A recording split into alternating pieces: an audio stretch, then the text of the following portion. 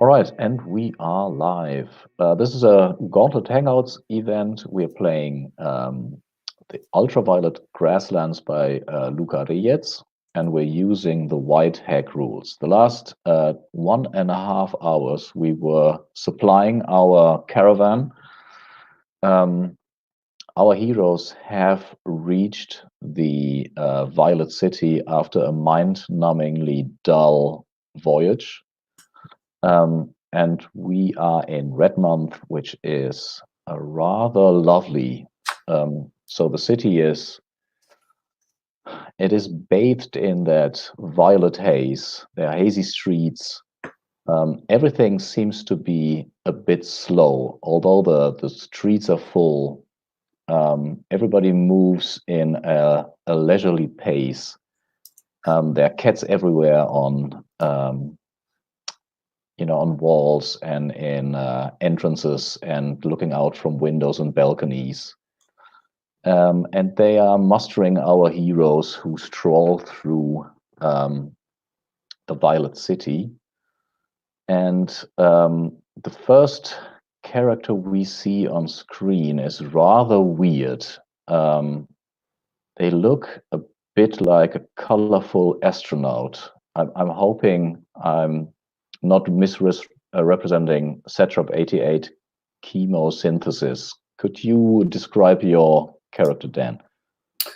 Sure. Satrap 88 is parahuman. That means they look sort of humanoid. But there's a lot that's ambiguous about them because they're either made of light or employ light as kind of their main life force.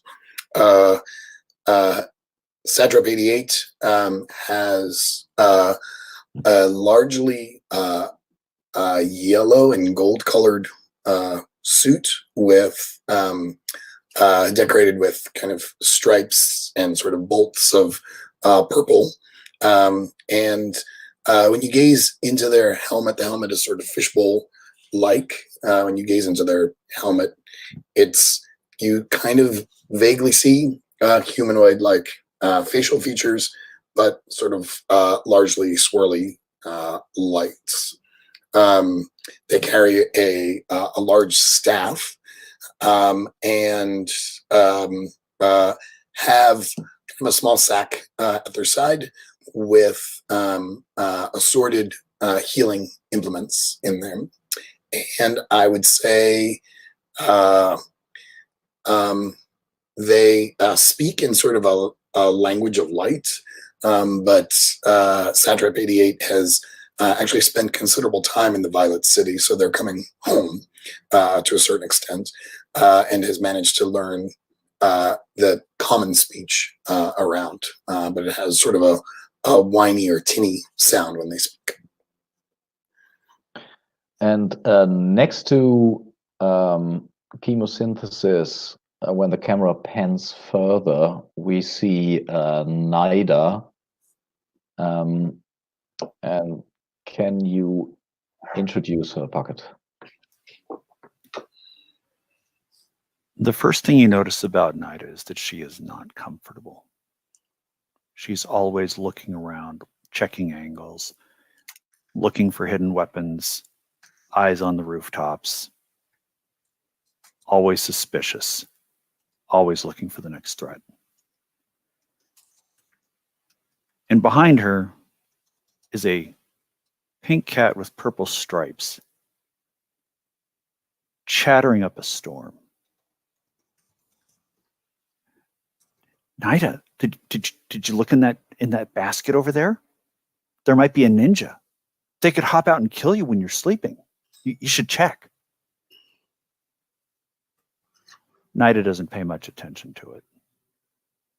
But poking out from underneath a cloak, you see the barrel of a very long weapon. She has a sword at her side. She has a few daggers that you can see on her person. And if you can see a few daggers, you know that there are probably more.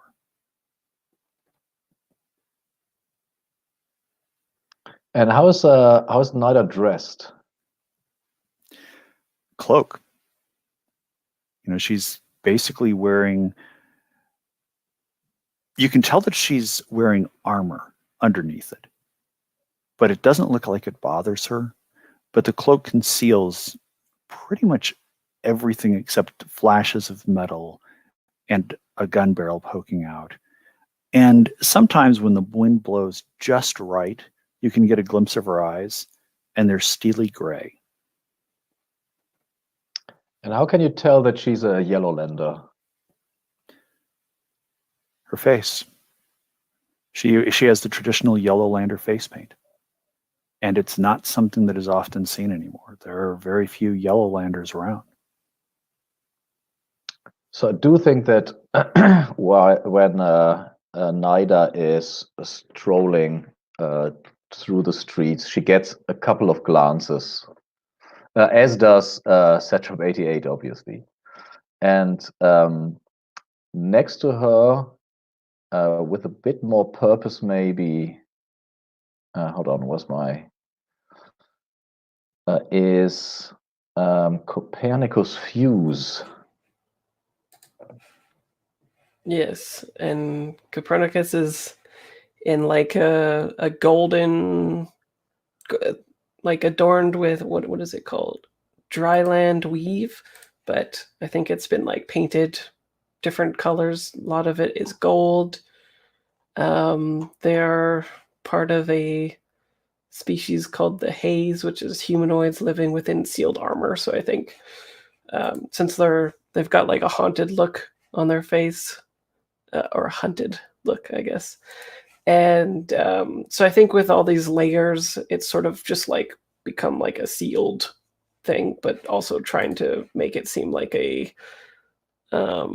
normal outfit. So maybe it's like sealed at like at the tops between like the helmet and the bottom, but there's clothing covering those things so people wouldn't catch on. And Copernicus has like a great sword signature weapon that I've got as like a golden sword with like an eye on it, and maybe it's painted on, maybe it's a real eye, who knows. And what else is pertinent? Copernicus is a violent revolutionary immigrant on the road due to blood memories of a great patrimony. So yeah, I'd say walking with purpose, as you say. And do the goggles that you wear, is it over the helmet or is it part of the helmet? I like that maybe it's just sitting above the helmet, ready to be put on. All right, and then we have the leader of the group, I want to say, which is Nat Mordecai. Hello. Nat is a human, strangely, with all these strange things around, but Nat is a very androgynous-looking human. You cannot tell whether Nat is for Nathaniel or Natalie. Could be either, could be both. Nat is wearing a suit of fine white linen that serves as a ballistic armor as well. At his belt hangs a coiled whip, and there is a bow on their back. On their shoulder is a rat-like creature with brown, or a weasel-like creature with a brown coat. And every now and then they reach up and scratch the creature, and it laughs hysterically every time they do. Around their neck is a emblem of the Cogflower Church.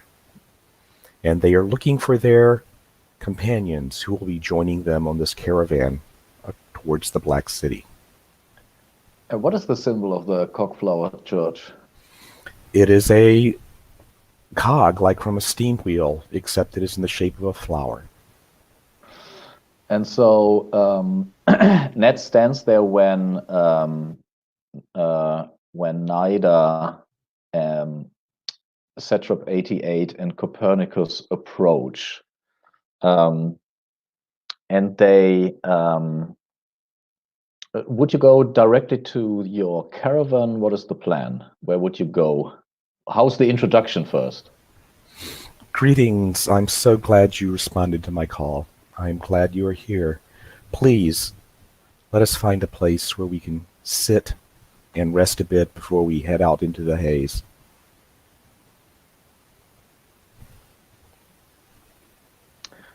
Met with silence. Without waiting, Nat will turn and start walking towards the nearest open tavern. So on the way to the place where you end up, you see signs of a almost appalling like richness, like wealth and luxury. Nida, what do you see? Like, what signifies that this is a very, very rich, luxurious city? The amount of spoiled food that has been just set out on the curb to be taken away. And it's not basic sustenance food. These are unimaginable luxuries where I'm from. And for most people, it'd still be, this is a meal they could have maybe once a month if they're extraordinarily fortunate. But here it's just set out to rot. But next to the obscene wealth of the city, you also see appalling poverty. Copernicus, what do you see that signals that there's like a imbalance of rich and poor in the city? I think some areas have been flooded and nobody does anything about it at all. So you can also all smell from the Circle Sea, I think it's called Circular Sea, the smell of salt water. And it's a rather warm day. You pass some very narrow streets that are covered with fabric to keep the people selling their products in shadow, and obviously the buyers. And you end up in a very open, it's almost like a beer garden type cafe with people in all kinds of rich clothes sitting around water pipes and coffee pots. And my last question is for Satrap 88. You also see signs of magic that can be seen from that beer garden. I think the serving platters float on their own, and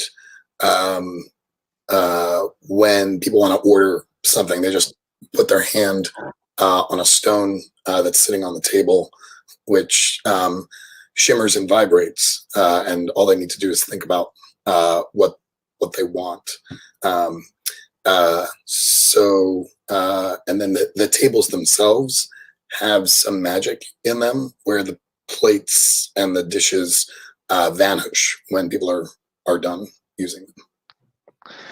All right, so you sit around you take place at you take seats at the table, and a floating platter comes with what you have ordered.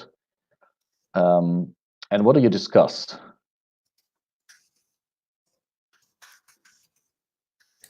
I'm eager to get to the Black City. Is that what it's called? So I sort of directly asked Nat, how long do you think this will take to get to the Black City? I've been told I've got some urgent business there. There's no way to get to the Black City without spending weeks, if not months, of travel. It is a very long and dangerous journey. That is why I need stout companions such as yourselves to come with us. At least it won't be boring. No, I think we can safely say it will not be boring. If we could safely say that, it would be boring. Ha ha ha ha ha. What are some of the things that we might encounter? I'm from the West originally, so I'm not familiar with this part of the world. Nomads, raiders, creatures, relics from the time before and the time before the time before are still out there. The ultraviolet radiation itself, the purple haze. We will have to be cautious.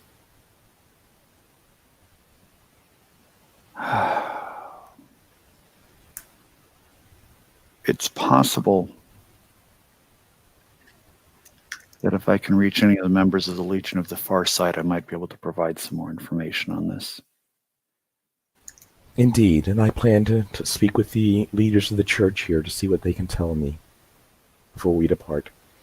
Perhaps we can find some useful information on what is required at our first destination, and therefore get some trade goods so that we can make the glorious profit along the way. So how much are we getting paid out of this profit? It depends on how much profit we have. I've always heard that profit is just another word for stolen labor. No. Profit is the gift from the cogflower itself in exchange for your work. Which is why I want to know how much of it I'll be seeing. You will be given a percentage of everything the caravan makes. Of course, we need to get to the Black City so that we can present the profit to the prophet, and there we will receive our true reward.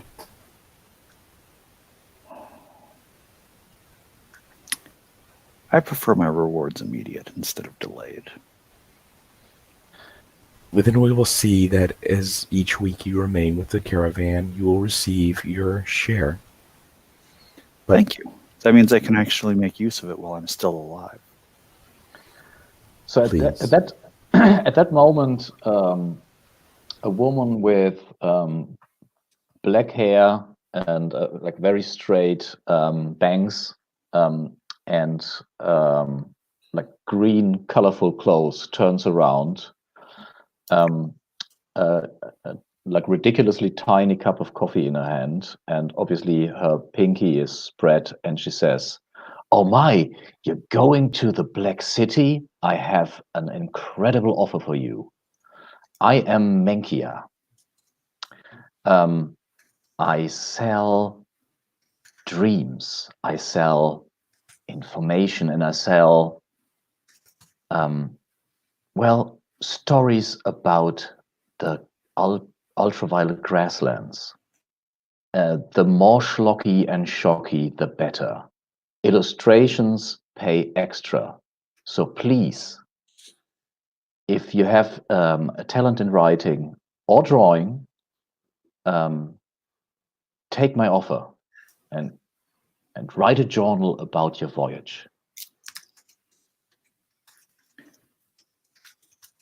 This is interesting to me.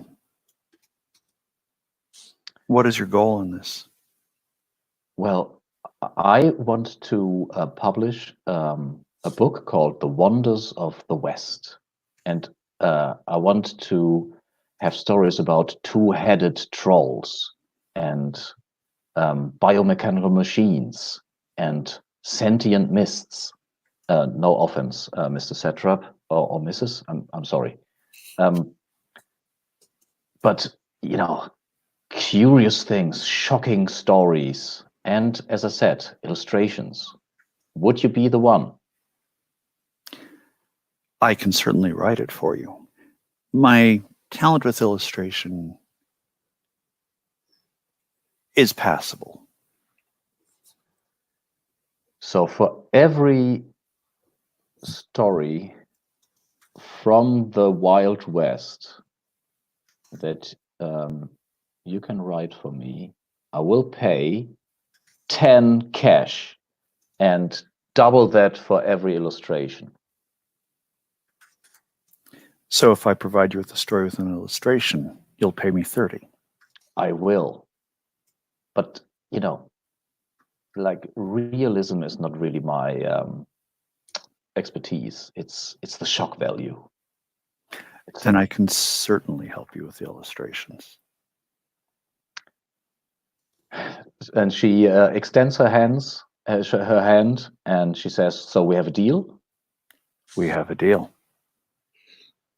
Well, this is delightful. Just send whatever story you have by post to Mencia at the Violet City. Mencia at the Violet City.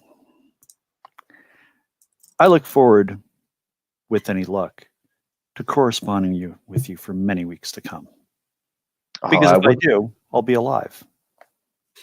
And you will be rich.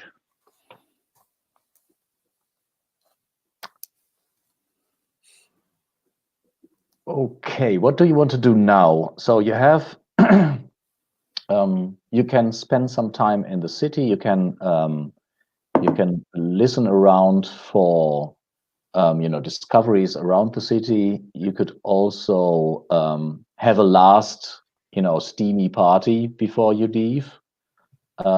You could do, you could find out what kind of goods are wanted in the next destinations. What's the plan? I look to the charismatic people. Well, I had planned to go to the church and speak with the prophet there.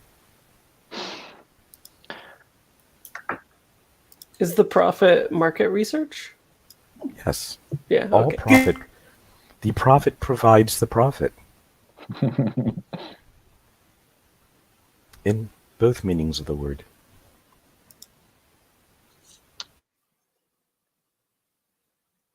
Anyone else? Nida?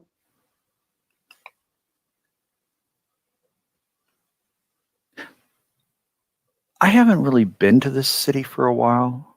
I want to wander around and see what's different and take notes. Mm-hmm. Because whatever information I have, I can pass on to other members of the Legion of the Farsight and have them better prepared for the next time they come through. And is anyone joining any of the characters or do Satrap 88? Any plans? Yeah, since I've spent considerable time in this city, I've got a network of other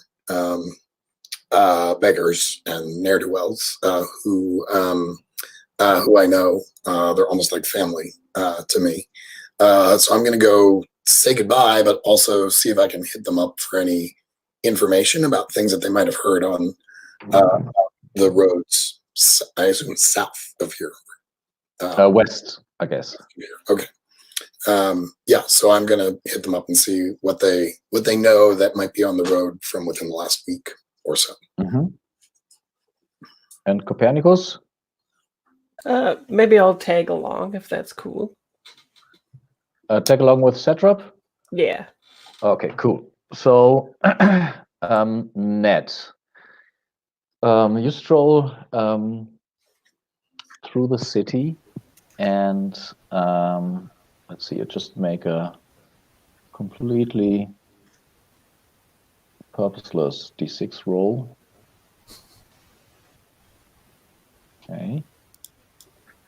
And I assume that the church of the Cockflower Church is somewhere in like a prestigious part of the town.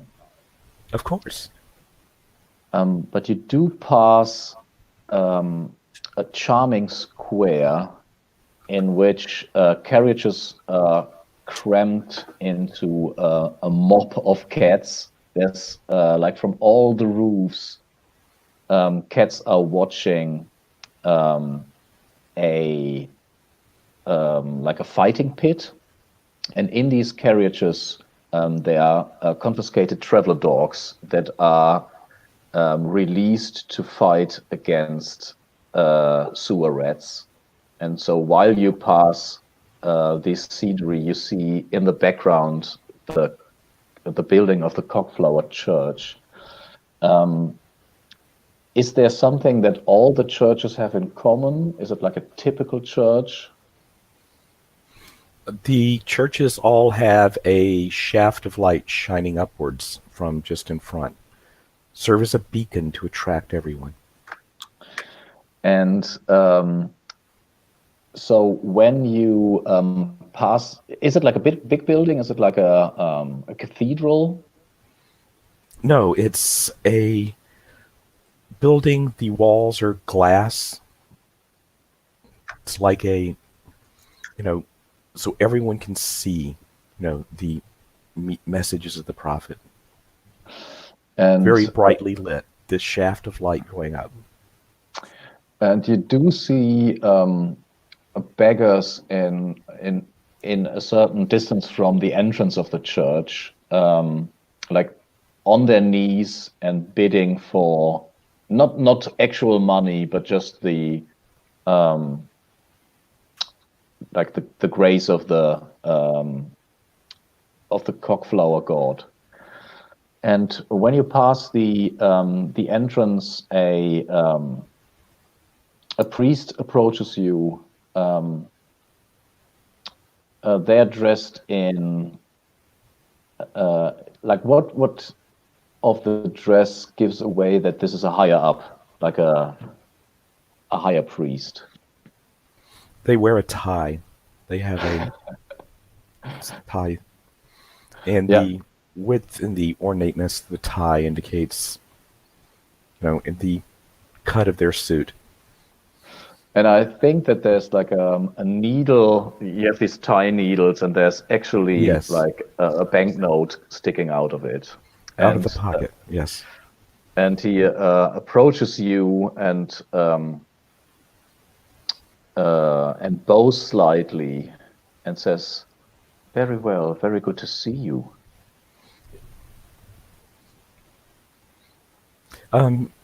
Please, Father,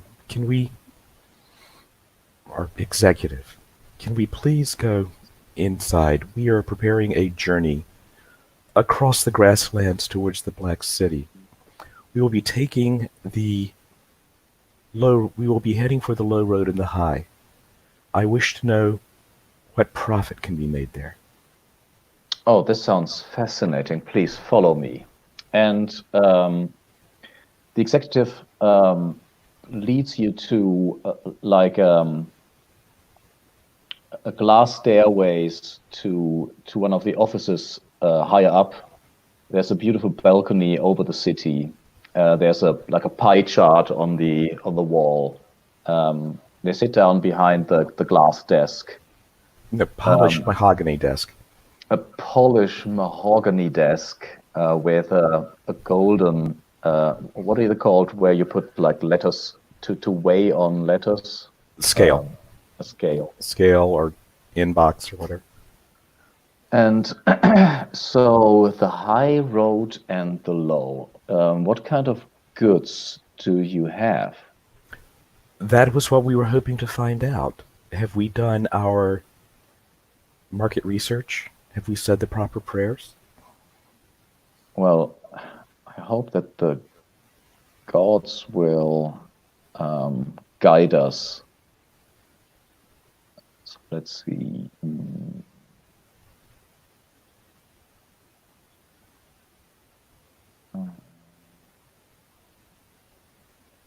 So the executive is obviously studying the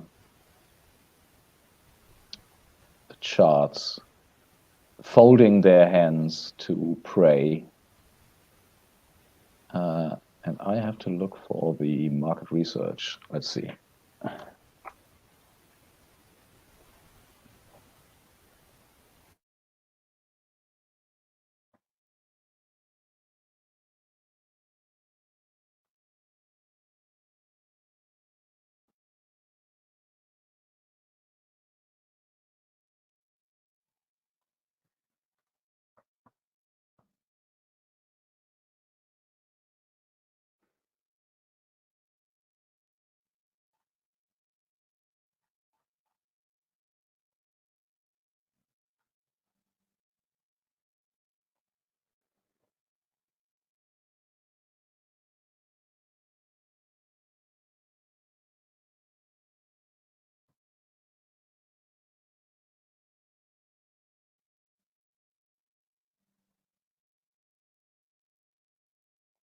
So obviously you have to roll a d30,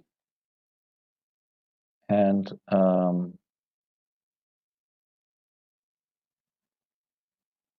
so let's see.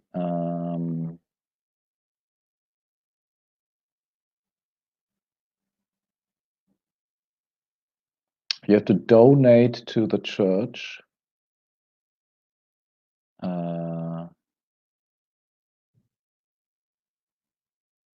Let's see, 5 times the local expenses, which is 10. You have to donate 10 cash. Of course.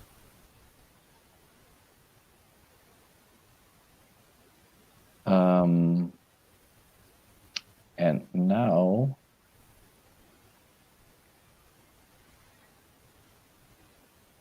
you roll plus your, I think it's charisma in this case. Okay, my charisma is 12. So, am I rolling a d20 or a d30? You roll a d30. Well, that's a good question. You roll actually a d30. Okay. Are you looking on the market research table? Yeah. It looks like a D20, but he's going to add some bonus. What would you add? With roll for your party, you should be able to do XDY. Yeah, that's true. But then, what do you think is what is the bonus? Is that relevant to how much you spend?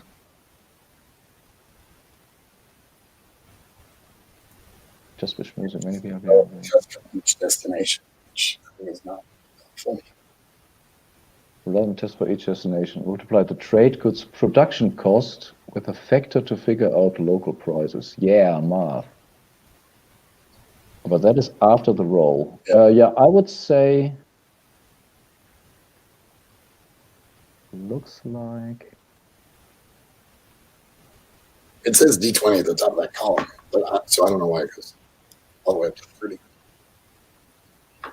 Yeah, I mean, you can get exploding die if you roll a d20, but I'm completely comfortable with rolling a d30 plus your charisma modifier, which would be 12. Is it +1 in old school D&D? 13 is +1, right? Yeah, so plus And- nothing. And then 16 would be 2. Yeah, I think it's nothing for a 12. Yeah. Okay. So what Puckett says is there's the bottom on roll for your party that says XDY. Yeah, I got it. Okay, so it's 1d30. Oh, wow.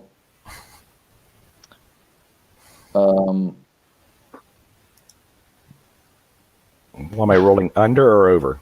No, you in this case, high is good. So Okay. So after the prayer, they look up at you and say, well, the crystals, they're almost taboo. It's like, you know that they are produced there. So there's this caravansary at the high road and the low, and they dig up these crystals with 2 handfuls in the nearby ruins. Maybe you should try the nomads. Very well. We will do what we can. May the prophet of the prophet be with you. Maybe the prophet be with you as well, my dear friend. Okay, and then we follow Nida around the city, and I'm making another check. Yeah, you pass you pass the same square actually on your way to, you look around the city, and at some point, Does Ajax have anything to say about the pit fight? Ajax is gone. Ajax, you can see, Ajax disappearing around the corner, and when you keep up with him, you see him um, completely fascinated by the carnage.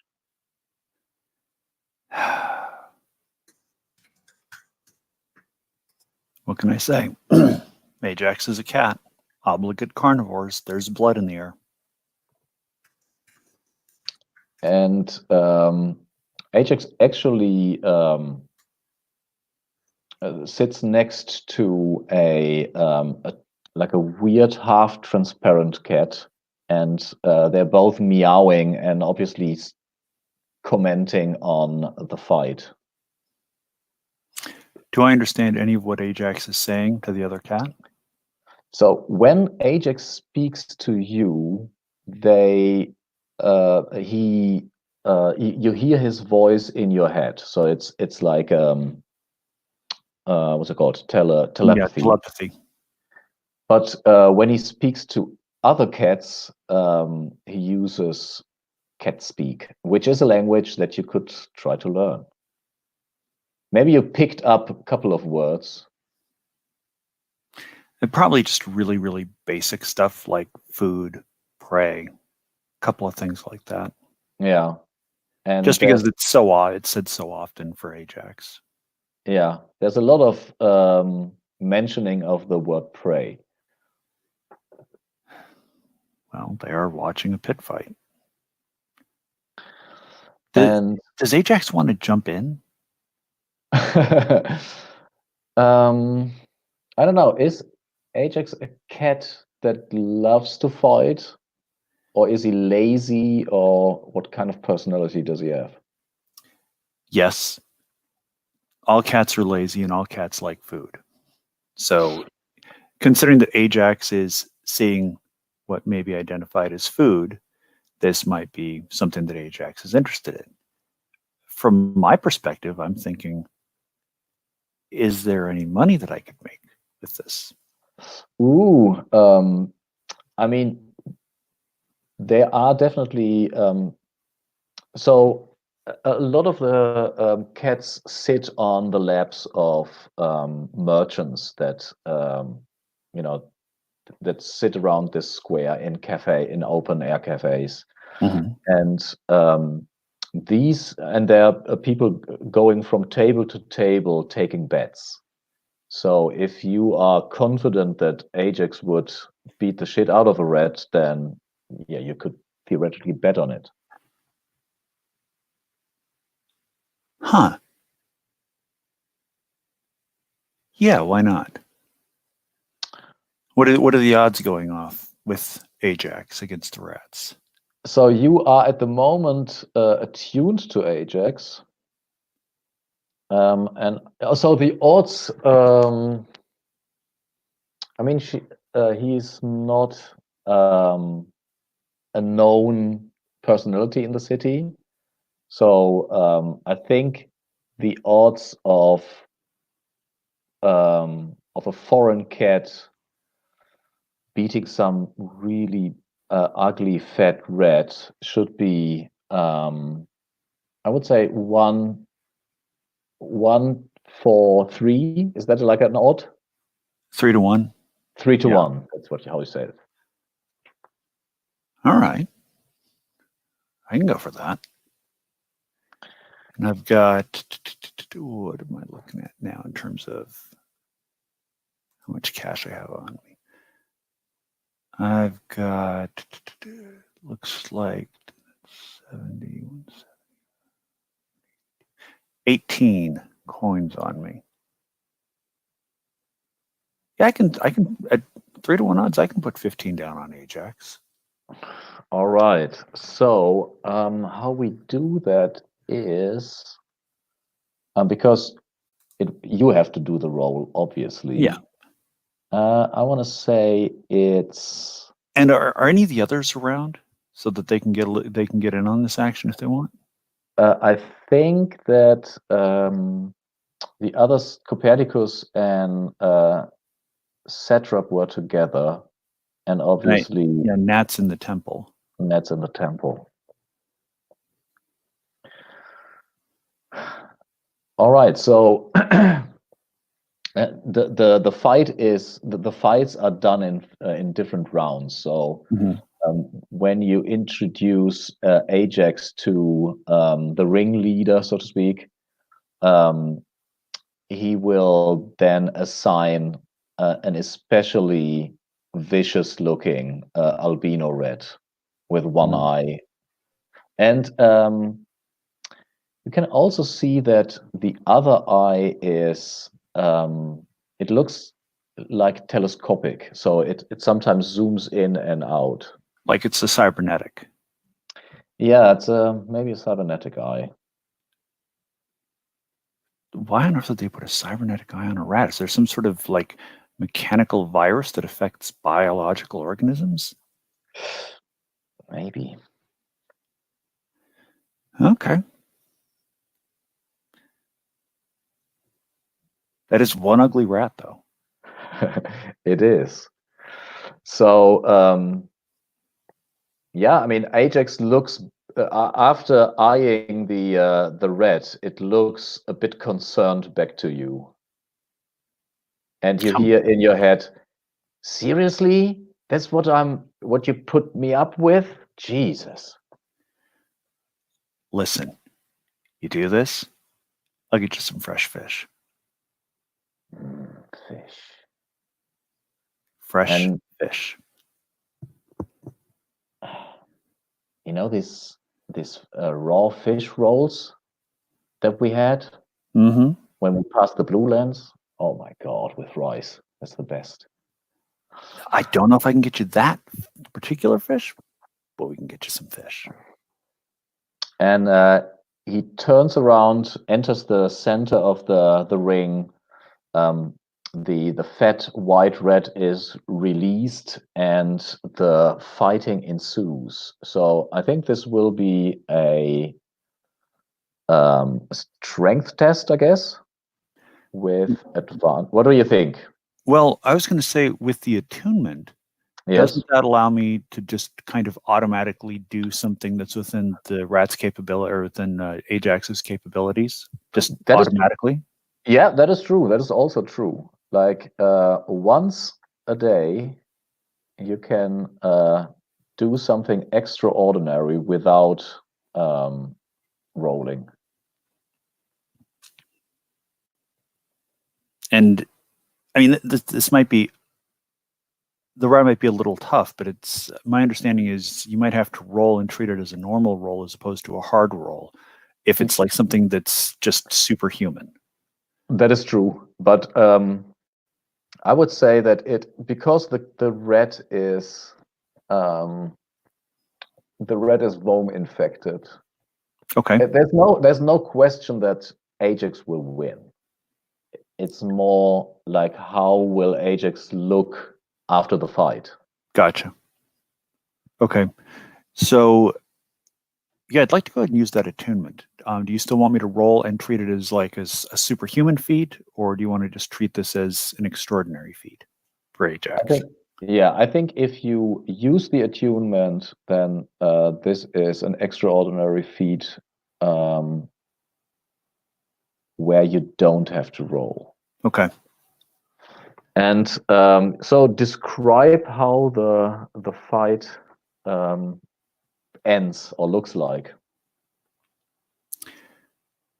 Well, we had already established that Ajax has narcotic darts, and Ajax just flicks his tail. Narcotic darts go straight into the rat. Second or two later, rat slumps over. Ajax just starts chewing on it. Goes straight for the throat.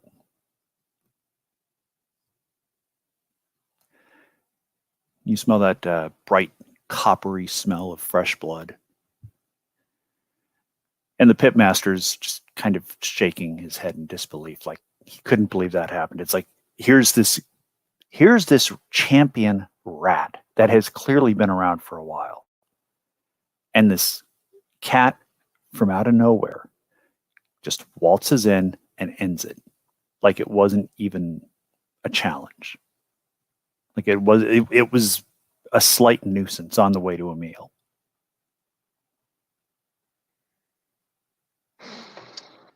And you get obviously the 15 times 3, which is 45, I guess. Yep. Cash paid out.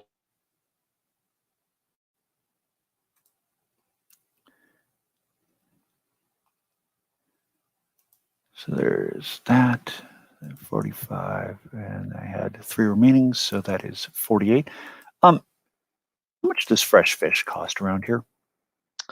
I mean, there's obviously the sea around, so fish is like a very common food. You can also go fishing yourself, but fish is really cheap. I would say very fine fish can be had for one cash. Oh, well, you know what? I'll do 2 and get Ajax the best cut of the best fish that I can find on the wharf. Awesome. And we switch over to Copernicus and Satrap 88. And so you are in the parts of town where is there like a beggar prince, or where would you meet your contacts? Oh, I was sort of imagining. It's a good question. I was sort of imagining there is definitely a shanty town that's sort of buried inside the Violet City, or maybe just adjacent to the Violet City. I mean, outside of the Violet City, there's the Blue Lander refugee camp, Okay. where it's relatively cheap, obviously, to stay there, and I would assume that a lot of beggars, go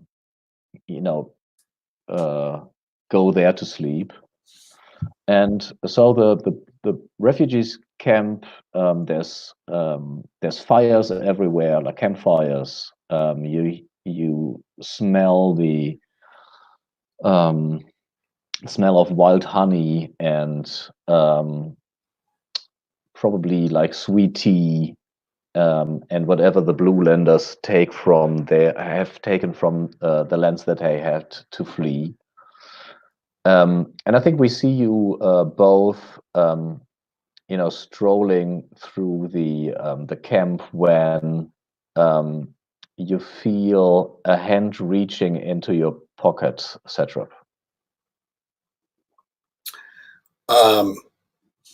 I turn to look at the person. And the person is your good friend with a big smile. And can you describe your friend?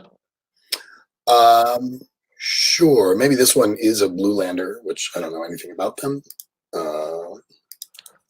Well, they apparently have left they had to leave the land because of some kind of blight that completely destroyed the land. Maybe it's the Blue God has something to do with it. I don't know. Okay. Let's see.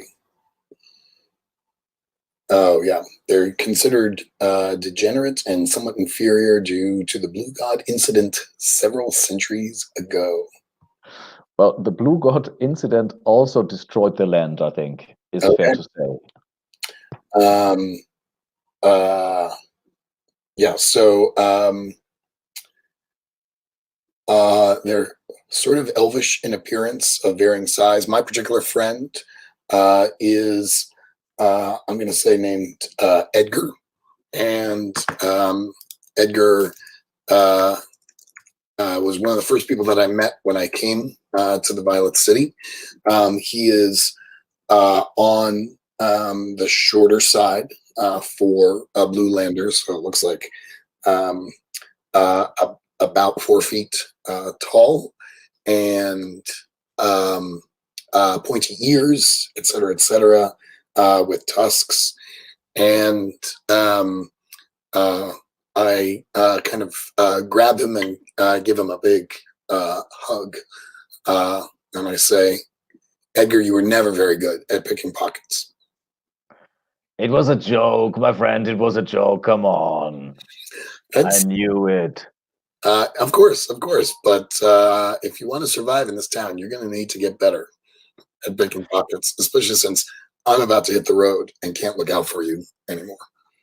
And while you have the discussion, he still clings to you, and it looks really funny because you're probably rather tall and also bulky with the with the suit you have.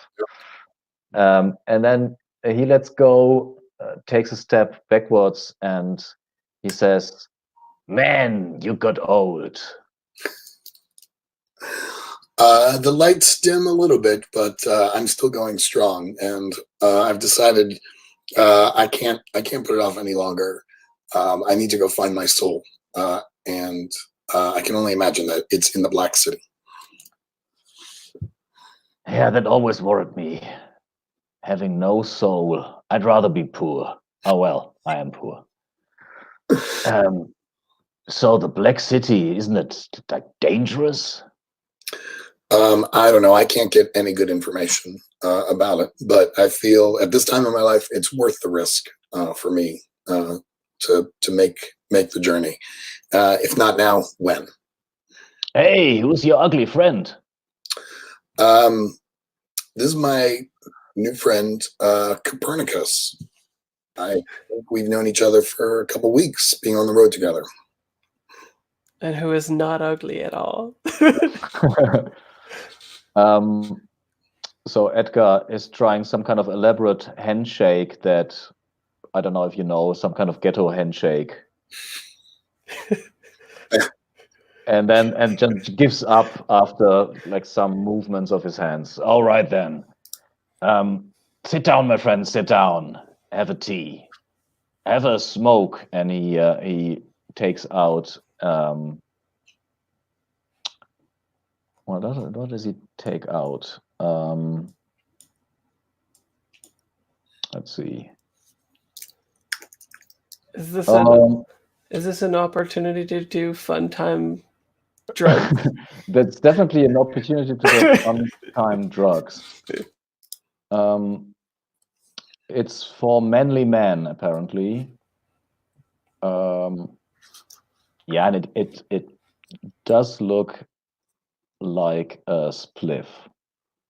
And he takes a toke and passes it around. It's wrapped into cockflower Bible paper. Nice. I feel like because I've got basically a fishbowl. Yeah, you two have helmets. Yeah. I do something a little weird where kind of hold it up to some other orifice and like that you wouldn't expect to see. Like I lift a flap and I hold it up, and that's where I take a breath in, and then it comes billows out underneath though. It's immediately like all your sorrows, all your stress, for the journey is released. It's like instantly you feel your body relaxing.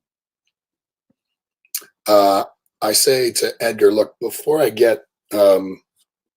we settle in too much, do you know anyone I can talk to about this journey that I'm about to take? I tell you something. We have good folks around here. Folks that would,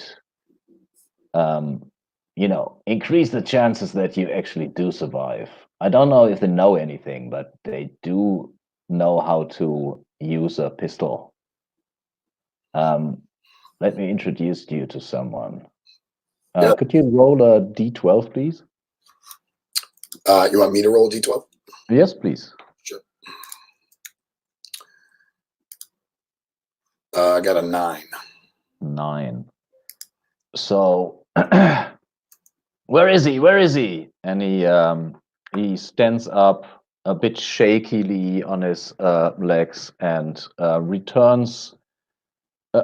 By the way, Copernicus, do you use the drug as well? Oh yeah, yeah. Oh, it. I mean, I guess between the two of us, we're just like Darth Vadering it up.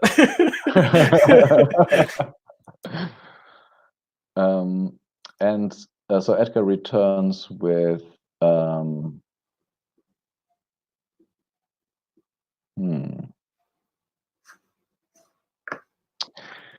So I think he's a tall and rather thin man. And Copernicus, how can you see that he is somehow skilled in, like, he seems to be some kind of demon hunter or ghost hunter, or he has something necromantic about him. Maybe he's got like chains or necklaces around him that are like sort of tokens or trophies of the creatures that he's killed, Mm-hmm. or Yeah, they've like killed whoever.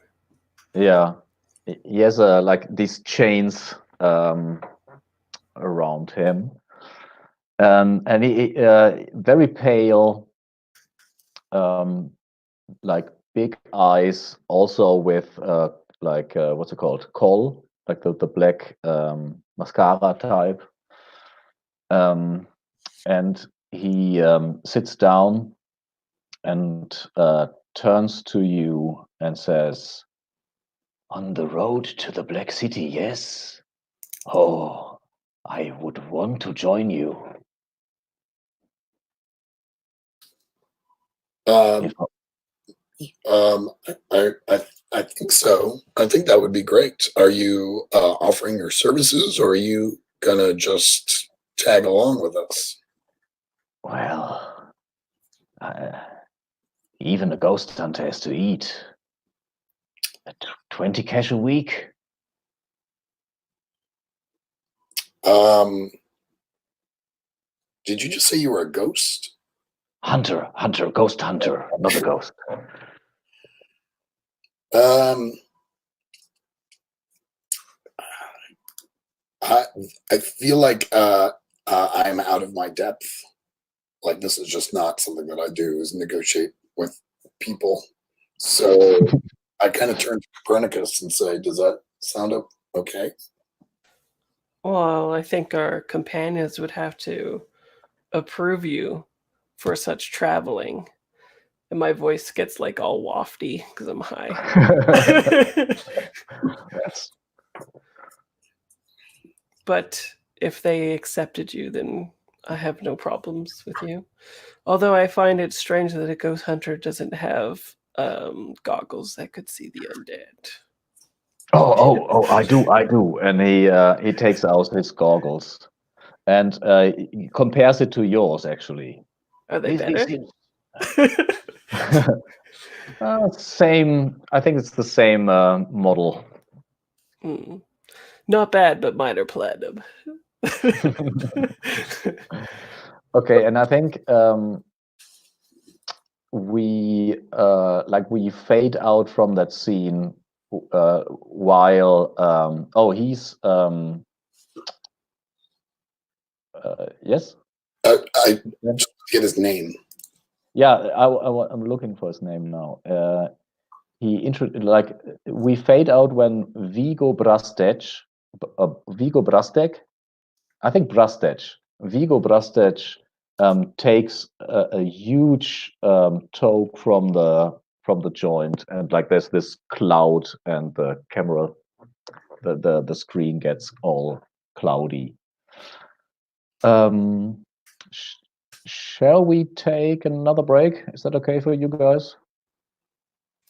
Fine by me. I get another drink, and let's see. Let's say 10 to well, whatever time zone you're in. 10 Okay, to the hour. 10 to the hour.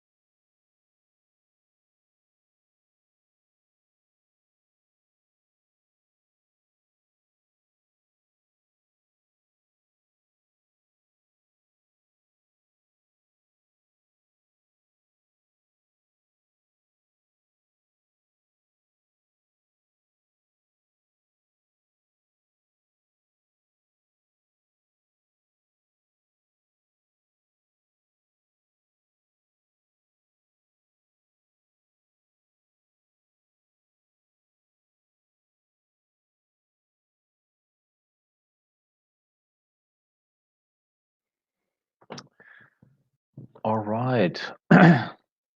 So, I think after this, we actually start the journey, or do you want to do anything else in the Violet City? I would like to actually try to make contact with the Legion of the Far Sight. Oh yeah, of course. That was your Ajax distracted me. yeah, me as well. I'm sorry. Um, Got to blame it on the cat. I always the also case. feel like we need to role play the idea that Vigo is joining our party and just sort of clear that with Nat and Nida. Yeah, cool. So, I mean, we established that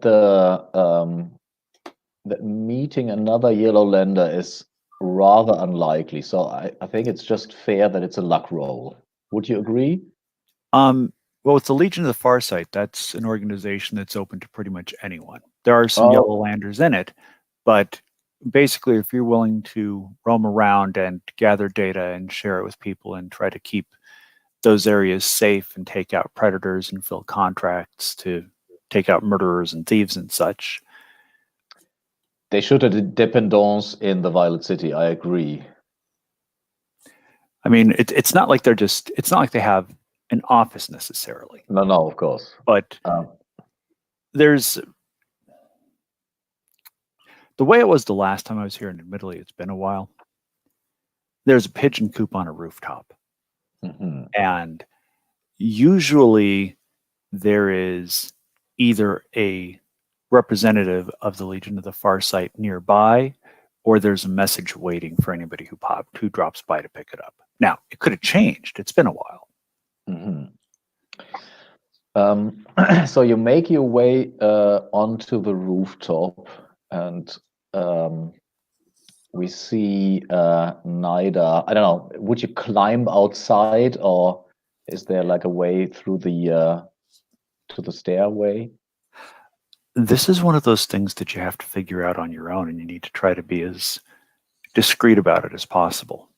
So how's your If you're meant approach? to be up there, you figure out how to get up there. And in Nida's case, it's a two-story building, but there is a corner beam holding up a patio balcony. And she basically shimmies up it, just almost running up it, running up with her hands, kind of using her arms on the other side to pull her close so she can keep traction with her feet on the front side. She just runs up it, jumps, grabs the edge of the tile ceiling, flips herself over. And on top there is the pigeon coop, and there are three mingy-looking pigeons sitting inside. What do you do? There's nobody around, huh? Uh-huh.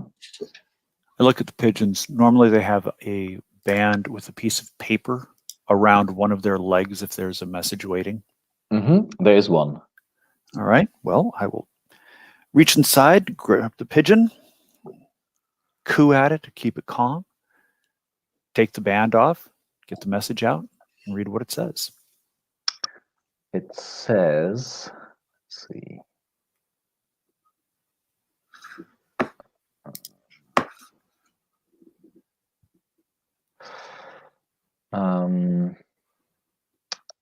It says it's a little bit of a cryptic message.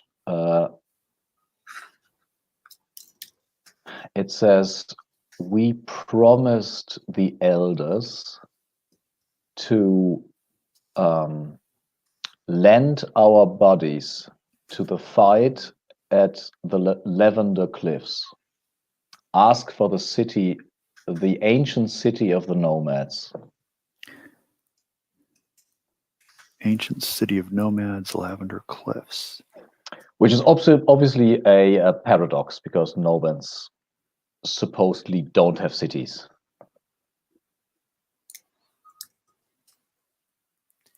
Well, they're nomads now. Doesn't mean they always were. We promised to lend our bodies to the fight. Yeah. Interesting. Where are the Lavender Cliffs? You don't know. Interesting. Anything else interesting that I see up there? No, I think that like the place is deserted. I mean, there are cats strolling around like everywhere. But there's nothing unusual happening. Okay. I am going to scribble a quick note down. Looking for info on route to Black City. Please advise. Bandit around the pigeon's leg. Set it loose. Maybe there'll be something for me in the next town.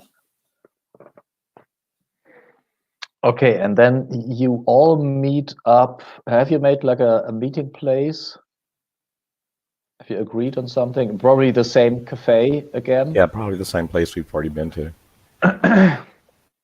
And so I think probably Nida is the last to arrive. And when you arrive, you already see Ned, Copernicus, and Satrap 88, and a very tall, pale man in black clothes and chains hanging around his shoulder and hips.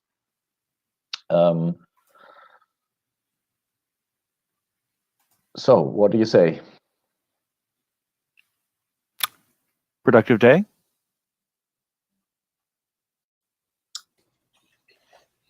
It's good news. We found somebody to protect the caravan when we need it.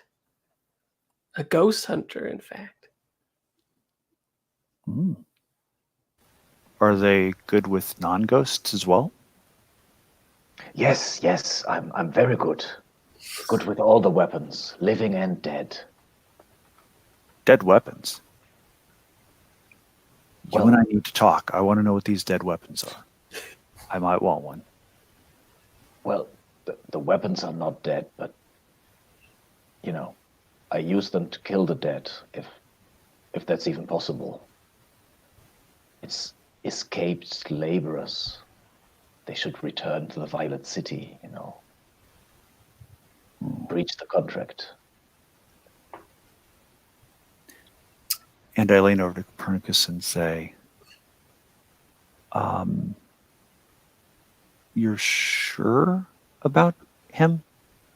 He has goggles. Beer goggles. And I'm high. Oh yeah. I just raise an eyebrow and shrug. Like, okay. I say, my friend Edgar referred him very highly. And if you knew Edgar, you would know.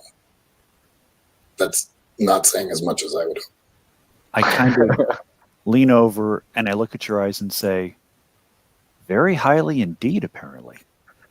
It's the swirling of the lights is intensified.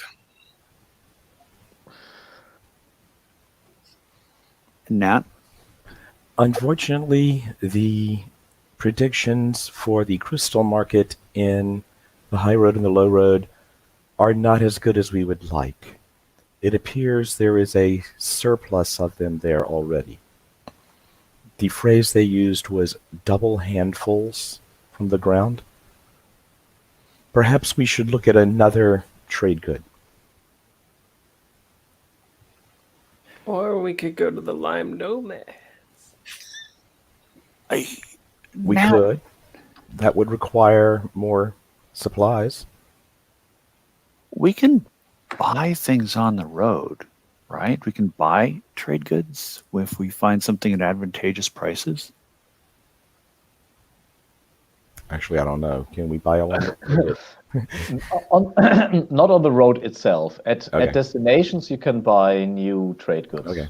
So we could buy these crystals where there's such a surplus that they're getting double handfuls and then sell them someplace else, couldn't we? Yeah, Ooh. Yep. you could buy them cheap and then hope that they are in demand somewhere else. Well, it sounds like you all had better luck than I did. Ajax won a fight that I bet on, and apparently the Legion of the Far Side is off fighting a war somewhere. Could be profitable, but I have no idea where the Lavender Cliffs are.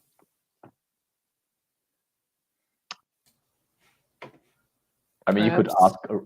Oh, sorry. Perhaps we could ask the Vigo. Maybe Vigo knows. Is that his name? The ghost hunter? Yeah, Vigo. Actually, I think Vigo knows. Does he? Well, he knows where the Lavender Cliffs are. And he says, well, the Lavender Cliffs are far in the north of the steppe of the Lime Nomads.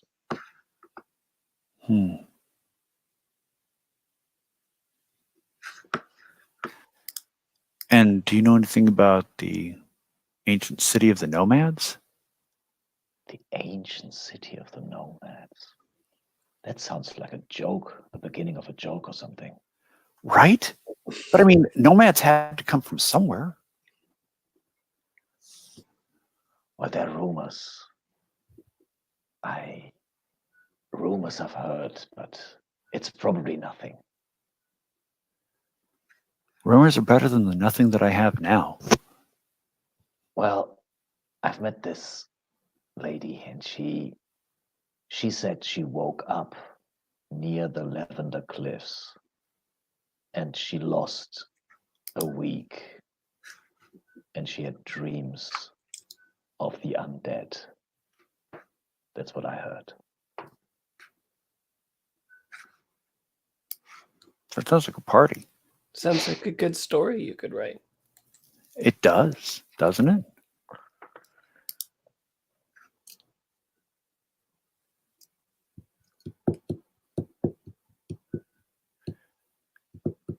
All right, Nat, Yes. you're gonna need to make a judgment call on where we go, aren't you? I mean, we've got 2 or 3 routes and 2 or 3 different things that we can be doing.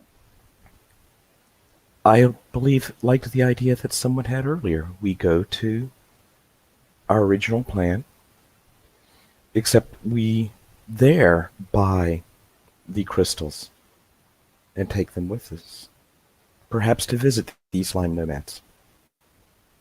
Should we get something cheap here that we could sell there, like these lubricants or something?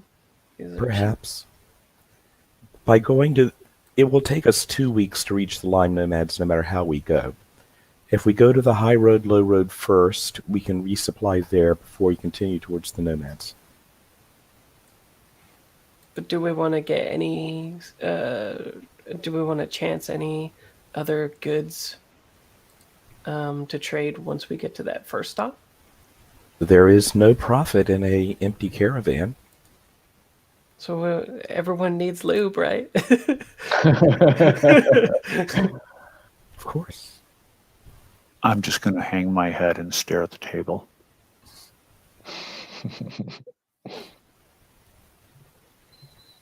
Let's see. Trade goods, trade goods, trade goods.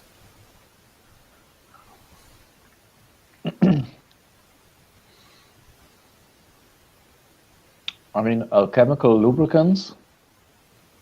Yeah. That could work. Yeah, it's cheap. We take less of a risk. Yeah. Leaves us cash in case everything goes south. Yeah. And then so mechanically when we reach it and we sell it, we just roll and see if it's Right. high demand or If it's in low. demand. Or... Yeah. Yeah.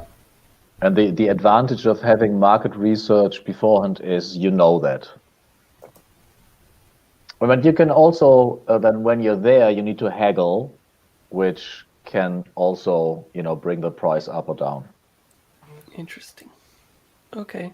All right, so I took the 6 sacks of Vidi crystals off of our transport list and put the 3,000 coins back onto our current cash. We could also get vampire wines for 100. Oh, but it says more valuable further west. So it's like a long haul job or something.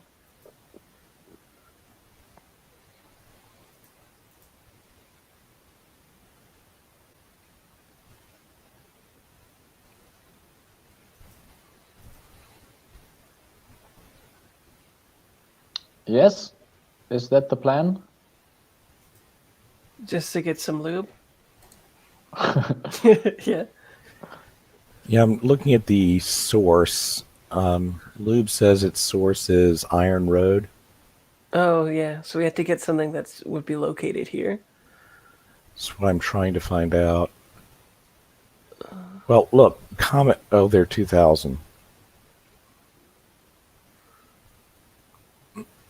I was saying, Common Intoxicants, it says Cat Coffee, which is from the Violet City. That's 2,000 for a sack.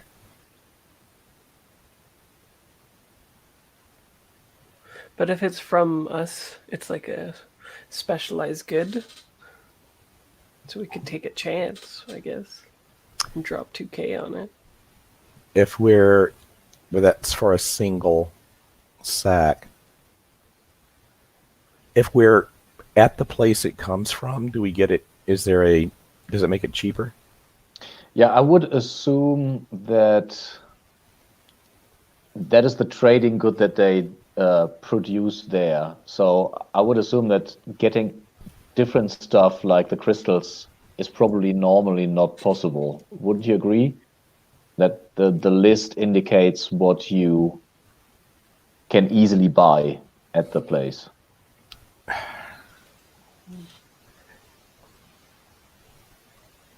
Yeah, I'm just trying to figure out if there's, a general. This list looks like specialized trade goods. Is there just like a generalized trade good table somewhere? That's the trade good table. Okay. So those are the generalized trade goods, like Okay. the alchemical lubricants. It's not like you can buy like a barrel of nails or something like that. No. Okay. There's So it's probably cat coffee then, isn't it? sorry, there's a table on 178 of the book that are called milk runs, Yeah. which are much easier.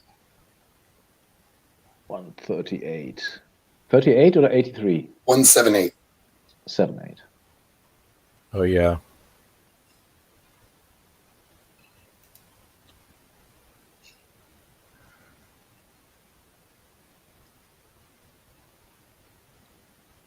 Oh, but we have to figure it out, I think. Or What math. if, what if the heroes figure out a trade route that they can keep repeating for profit a milk run? Yeah, it doesn't say what it is, does it?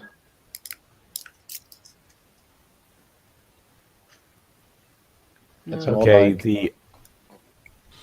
like I'm looking at the trade good table. The 177, which is cut off on the thing you pasted. Excuse me for a second. Excuse me. Gesundheit. It does say the production cost of the goods represent their purchase price per sack at source. Local prices will vary.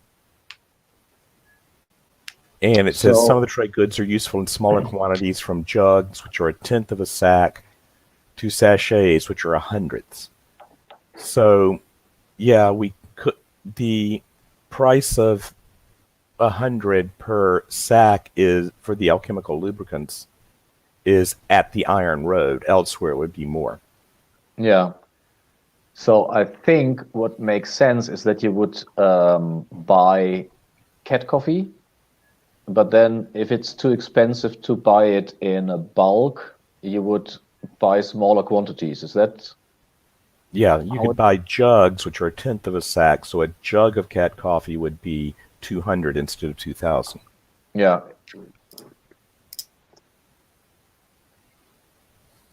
It stands to reason that if we got something only produced here and sold it elsewhere, we would probably make a profit. You would think. Hmm. People want that coffee, you know? Yes, they do. So, question for you with trade goods. Like, for example, you're talking about cat coffee and other common Hmm. intoxicants. Um, as we go to other locations, do we have to worry about different laws, different customs? For example, are intoxicants outlawed? I saw that there's Um, a seizure role possible, like a critical failure. So I yeah, was curious if there is any modifiers with other cities where certain goods may be frowned upon more or less. I think so. Without being 100% sure, I do seem to remember that um, some things are taboo in some areas. Definitely, like necromantic stuff is not everywhere welcome.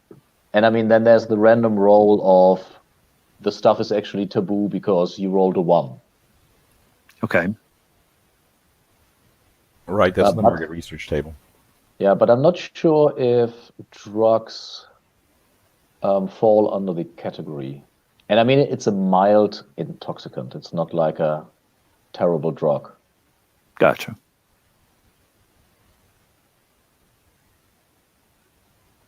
So is that the plan that you buy? How much money do you have? At this moment, Yeah. we have 3,720 coins. Oh, wow. So you could buy a big sack of um, the coffee and still have money left. Yep. Still have 1720 left over. That seems okay to me. Maybe just one full thing or whatever. Yeah, why not? Okay, let's do it. Um, and then if you don't want to do anything else, we are on the road. Let's go. um, so it's a bit of an overkill because you have these two wagons, I think, and No, we only have one. oh, you have one wagon. So let's see. Caravan. Oh yeah, you have this a coach, two ponies, um, the one sack of cat coffee, then sacks of provisions. Yeah, and since we've got a caravan guard with us, we have to give him a sack of supplies too. All right, so that takes us down to 1710 with the 2K for the cat coffee and the sack of provisions for the caravan guard. They got 5 sacks, 1 sack of goods. Yep. And the highest HP any of us have is 5, so we might be becoming that caravan guard soon. And that's when on the wagon, is there the symbol of like on the canvas, is there the symbol of the cockflower church? Is that like an official, because one of the fun things of the UVG is that every caravan has to settle on a symbol, like a company logo.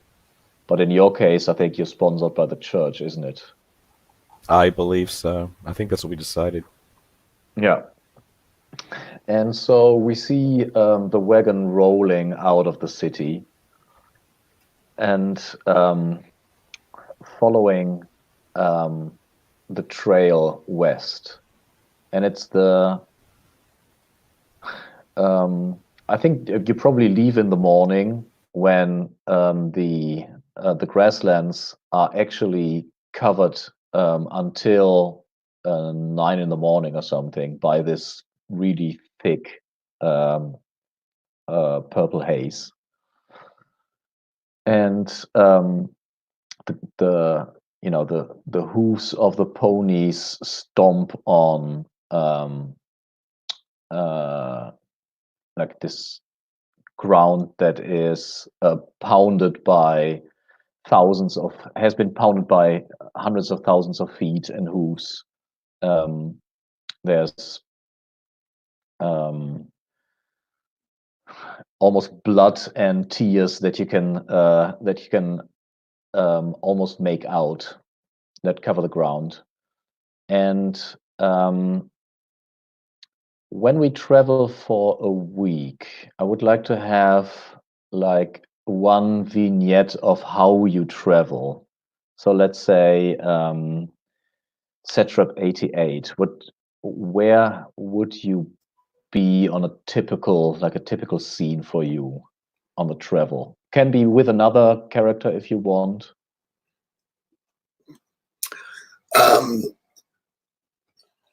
I think I walk behind the wagon.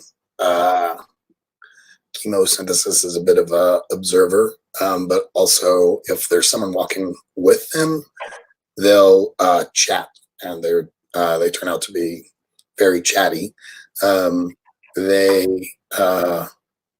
use they have a large staff that they use as a walking stick, and although they understand that this is sort of a profit enterprise, they sometimes like to maybe stop and look at interesting things on the side of the road, forcing them to kind of run to catch up on stuff. Is somebody walking beside them? Like, would any other character walk, or would you all sit on the wagon? I'm walking because I want to get an idea of what the flora looks like as we're on the road. I can't really sketch it out photorealistically, but I can at least sketch what kind of vegetation we're seeing. I'll probably ride on the wagon. All right, so I think this is the last we see of our heroes. So with Copernicus and Ned on the wagon, who's driving? I'm Copernicus. You said you were on the wagon, right? Yeah. So maybe And, it's Matt and Copernicus up on the wagon. Yeah, we can trade off driving. So we see the wagon like swaying from one side to the other, while the caravan disappears into the violet or purple haze of the early mornings, and behind them, Nida and Satrap 88 walk in a brisk pace. Deep in a conversation. Okay, guys, thank you very much. Stopping the broadcast, and I hope to see you all next Saturday.